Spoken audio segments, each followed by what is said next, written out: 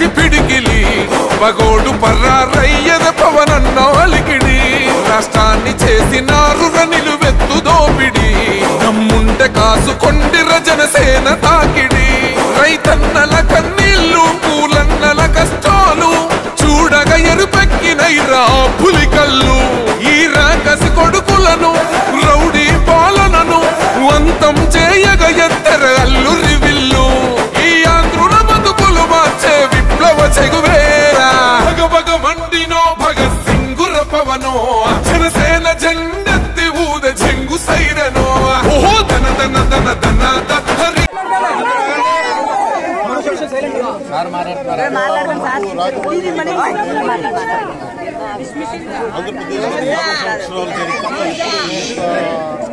వర్షాపాతం నెలకొంది.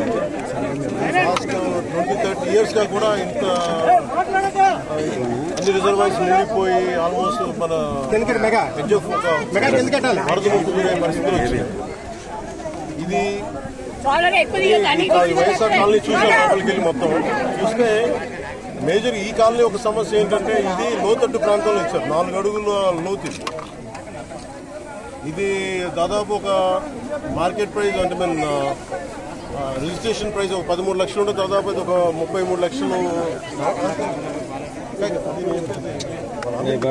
బేసిక్ ఉన్న ప్రైస్ 30 లక్షలు. దీన్ని అత్యధికంగా దాదాపు 60 లక్షల రూపాయలకి అమ్మి 60 లక్షల పైచులకు 64 లక్షలు కనుకుంటే సరిగ్గా చెప్పాలి 24 లక్షల మీద దాదాపు 32 ఎకరాలు మన జగనన్న కాలనీ పెట్టారు. ఇక్కడ ఇది ఆల్రెడీ ముంపు ప్రాంతాలు ఇవన్నీ. ఈ ముంపు ప్రాంతాలు ఎవరి కొనని చోట్ల పెట్టారు. కనీసం వాళ్ళ లోపల కంప్లైంట్ ఏముంది అంటే కనీసం వాటర్ డ్రైనేజ్ పైపులు లేవు, బయటికి వెళ్ళే పరిస్థితులు లేవు. ఇది మనం మీకు చెప్పినట్టు కదా బుడమేరు ప్రాంతం అంతా కూడా ఇలాగే పరివాహక ప్రాంతాల్లో లోతట్టు ప్రాంతాలు ఎక్కడైతే నీళ్లు అవంతరాలు లేకుండా ఎలా సాగాలో అలాంటి చోట్ల లేవు. అలాంటి చోట్ల ఇల్లు కట్టేయడాలో లేదంటే స్థలాలు ఇచ్చేయడాలో ఆక్రమణలో గురై ఇదంతా పరిస్థితి. అలాగే దీనికి సంబంధించి పొలాల గట్ల మీద దాదాపు ఇది ఎవరు చెప్తా ఉన్నారు నాకు 2 లారీలు వెళ్ళే ఏరియా రోడ్డు ఇది ఎన్క్రోచ్మెంట్ జరిగి దాదాపు మొక్కలు వేసేసారు. అది కూడా కొంచెం క్లియర్ చేసి ఇబ్బంది ఉండదు అనేది చెప్తా ఉన్నారు. మేజర్ ఏంటంటే ఇక్కడ ఒక కల్వర్ట్ కావాలి, బ్రిడ్జ్ కావాలి. ఆ బ్రిడ్జ్ ఒకటి వేస్తానని చెప్పి మాట ఇచ్చాను. ఈ వరదలు తగ్గగానే దీన్ని వార్ ఫుటింగ్లో చేయించాలని చెప్పి కలెక్టర్ షణ్మోహన్ గారు కూడా మాట్లాడుకుంటా ఉన్నాం.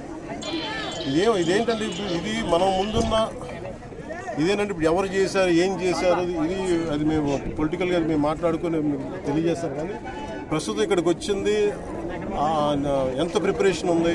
ఇన్ఫ్యాక్ట్ వరదలు మనకి ముంపు గురైతే ఇప్పుడు దాకా పొలాల్లోకే ముంపు గురైనాయి. అలా కాకుండా కాలనీల్లోకి ఇళ్లలోకి వస్తే ఎంత రెడీనెస్ ఉందని యంత్రాంగం ఒకసారి పరిశీలించడానికి వచ్చాను, సమస్యలు తెలుసుకోవడానికి వచ్చాను. ఇవన్నీ ఒకసారి వరద ముంపు తగ్గగానే ఒకసారి వీటికి సమస్యలు పరిష్కారం దిశగా వీటికి శాశ్వత పరిష్కారాలు దిశగా అడుగుతాం సార్. ఇప్పుడు ఏలేరు అనేది వరదాయిని మెట్ట ప్రాంతానికి ఉమ్మడి తూర్పుగోదావరి జిల్లాలో ఇవాళ దుఃఖదాయనిగా మారింది. మొత్తం మునిగిపోతున్న పరిస్థితి.